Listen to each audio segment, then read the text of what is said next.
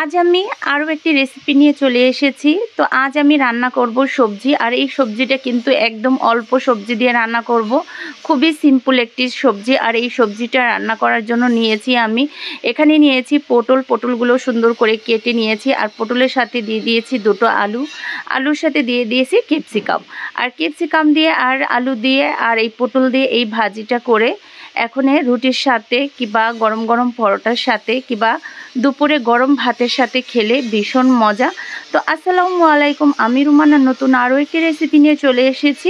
তো রান্নার জন্য এবার প্যানটা বসে দিয়ে দিচ্ছি সর্ষের তেলের মধ্যে রসুন কুচি পেঁয়াজ কুচিটা একটু ভেজে নিয়েছি। এরপর এখানে কিছু কাঁচামরিচ অ্যাড করে দিয়েছি।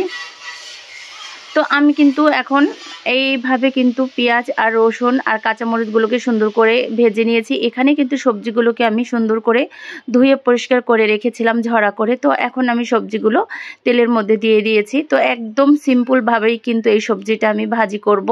আর এখানে কিন্তু সবজিগুলো সুন্দর করে কেটে নিয়েছিলাম কুচি কুচি করে। আর এখন কিন্তু তেলের আর পেঁয়াজের সাথে কিন্তু আমি সবজিগুলোকে সুন্দর করে এভাবে ভেজে নিব। তো এই সবজিটা কিন্তু খেতে ভীষণ মজা।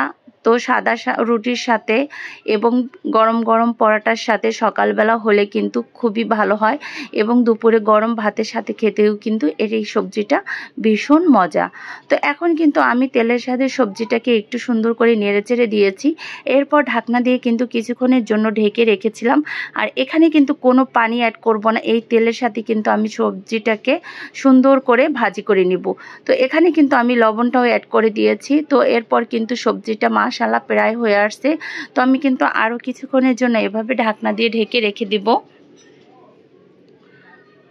তো কিছুক্ষণ পর কিন্তু আবারও চলে এসেছি ঢাকনা তুলে। এখন আমি এভাবে উল্টিয়ে পাল্টিয়ে নেড়ে চেড়ে দিয়েছি। তো মাশাআল্লাহ আমার সবজিটা কিন্তু রান্না সম্পূর্ণ শেষ। কালারটা কিন্তু ভীষণ সুন্দর হয়েছে। এখনই কিন্তু রান্নার শেষের দিকে একটু ধনিয়াপাতা কুচি অ্যাড করে দিব। আর ধনিয়াপাতা দিলে কিন্তু এভাবে সবজিটা মধ্যে দারুণ একটা ঘ্রাণ চলে আসে, আর খেতেও কিন্তু ভীষণ মজা লাগে।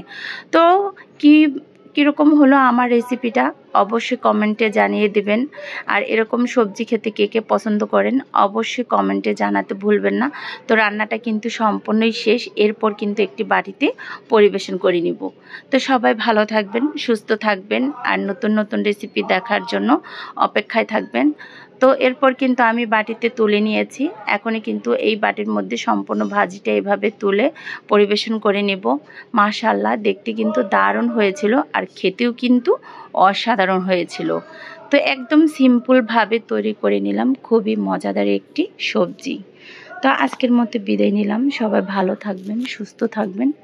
আল্লাহ হাফেজ।